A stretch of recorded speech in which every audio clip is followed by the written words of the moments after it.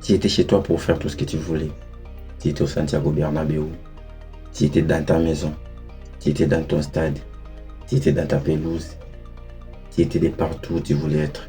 Parce que tu étais au Santiago Bernabéu. Devant tes supporters, devant ton public. Dans ta ville. Là où il y a la sécurité. Là où tu t'assures de faire tout ce qui est nécessaire.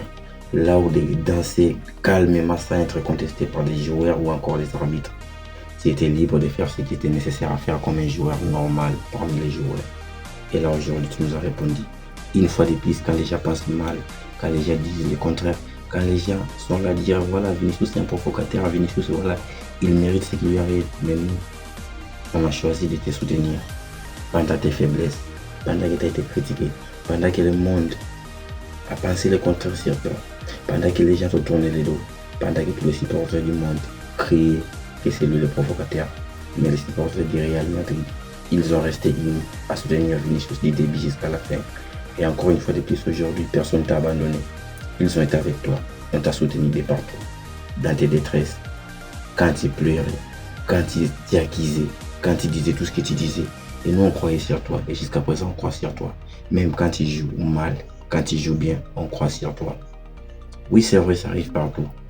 Dans tous les joueurs, ça arrive d'avoir des temps où il se passe tellement de choses compliquées, difficiles. Et ça a été comme le cas avec Vinicius, mais là, désolé de vous le dire les amis, mais depuis l'arrivée des Arbeloa, on a un autre Vinicius. On a un autre Vinicius, je vous le dis les amis, parce que ce qu'il est en train de faire, c'est des pétards. Et depuis des mois, Vinicius, c'est un joueur qui commence un peu à transformer, à donner des sens dans ce Real Madrid. Je ne sais pas si vous n'êtes pas de même avis qu'avec moi, mais là, personnellement, moi, je peux vous le dire que Vinicius, il arrive à révolutionner son niveau, à retrouver sa meilleure prime, sa version prime comme en 2024. Et là, quand je vois des appels qu'il arrive à proposer, tout ce qu'il arrive à faire, mais désolé les amis, Vinicius commence à revenir. Et là, moi, ça me fait tellement de bien de voir qu'on a un vrai Vinicius.